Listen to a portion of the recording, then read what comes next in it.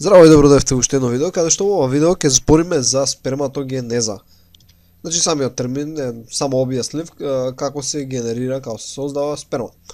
Сега кога бидејќи ние во курсов по генетика секогаш ќе се реферираме за човек, освен ако не спомнеме дека е за нешто друго.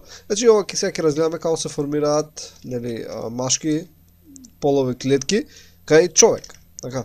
Иако ова е најголем, важи за најголем дел од животните, односно за цицачите. Сега знаеме дека тие се формираат всушност во тестисите.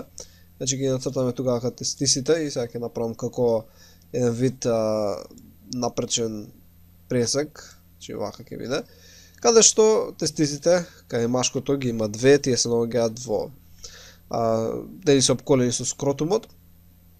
И внатре имаме септи, значи има поделби, значи има како полиња, но важно е дека внатре има каналчиња, значи да ги направиме како каналчиња, семиниферни каналчиња.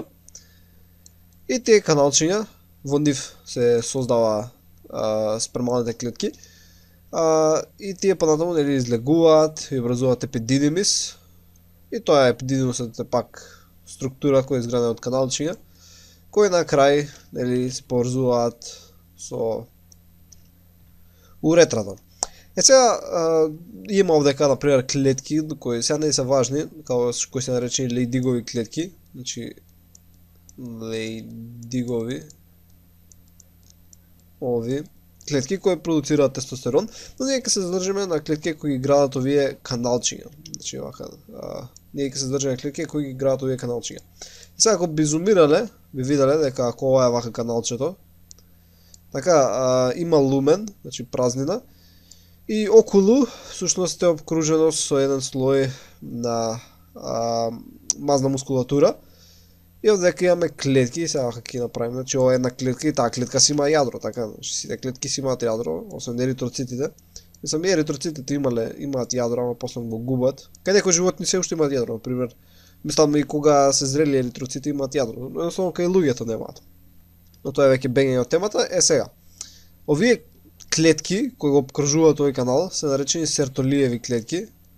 И всушност тие помагаат, односно нив се создаваат сперматозоидите, каде што сперматозоидите ќе бележиме со бела боја, почнуваат тука и пополека поминуваат низ различни циклуси, на крај добиваме сперматозоид, кој се уште не е скрос оформен, значи треба да стигне до епидидимусот, оваа структура овдека која нацртавме, но би рекле дека овдека е веќе завршната фаза. Сега тој всушност да се придвижи, мислам при придвижувањето од овој канал до епидидимусот, помага оваа мазна мускулатура, која рековме дека е околу.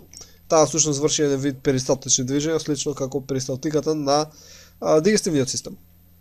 Сега ако зумираме овдека да видиме што подетално се случува, сега ќе дојдеме до делот со генетика.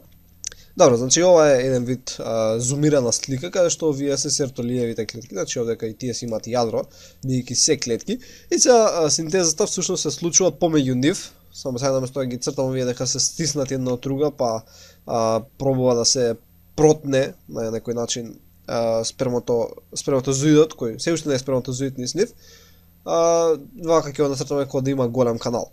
Сега започнуваме со една клетка која се нарекува сперматогониум, и сега таа клетка си има јадро, и оваа клетка во овој момент има 46 хромозоми. Така, односно има 2N хромозоми.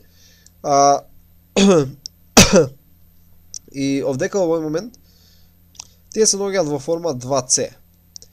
Сега оваа клетка првин поминува низ фазата на митоза.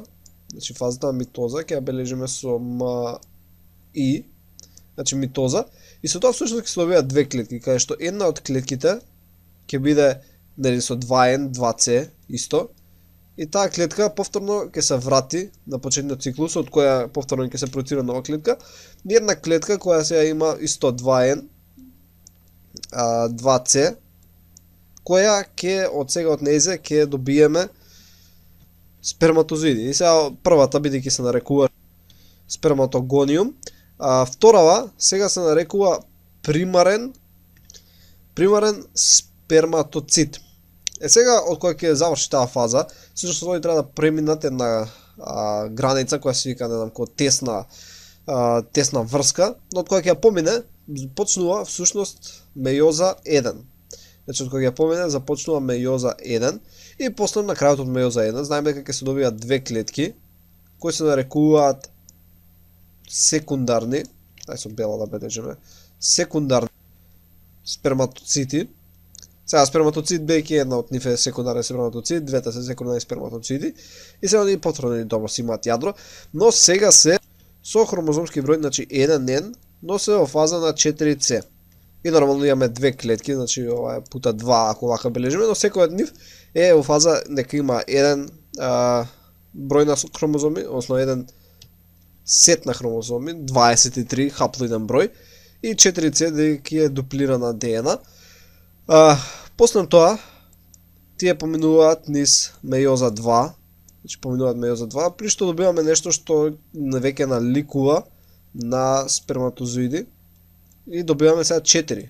Така добиваме 4 и се тие си имаат јадро и сега имаат N2C број генетскиот материјал. Значи имаат хаплоиден број со 2 во 2C форма. И сега во оваа фаза се нарекуваат сперматиди. Значи почнавме со сперматогониум, примарен сперматоцит, секундарен сперматоцит, сперматиди. Кога ќе влезат во луменот, значи сега дека се наоѓа во луменот, имаме 4 вакви, значи имаме 4, не е едно, ама сега да ги пишувам, да ги цртам сите 4. Кога ќе влезат во луменот, тогашка пак се нарекуваат сперматозоиди, или како што ги нарекуваме сперматозоиди. Но сепак ова не е, нели, крајната локација, бидејќи како што реков, тие мора се да отпатуваат до епидидимусот.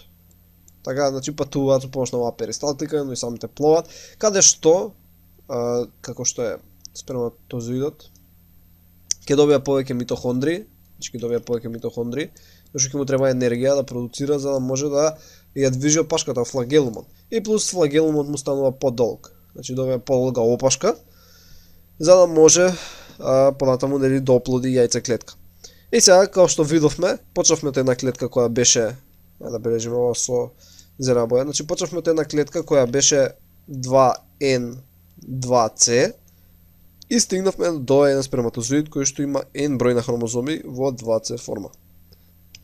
Значи првим помина митоза, за да се направи една клетка која повторно ќе се врати назад, потоа поминавме мејоза 1, мејоза 2 и го завршиме процесот. И едно ваков процес на создавање кај машките трае околу 64 дена или 2 месеци, ова се одвива во текот на целиот живот, значи не е како кај женските, и постојано тие се разликуваат едни од други. Нормално не се создаваат кога не многу младо машкото дете, него кога ќе бидат потикнати од хормони, почнува да се создаваат од време на пубертет и тоа се случува потому до крајот на животот. И тоа беше се за сперматогенеза. Ќе се видиме во наредното видео каде што ќе збориме за оогенеза.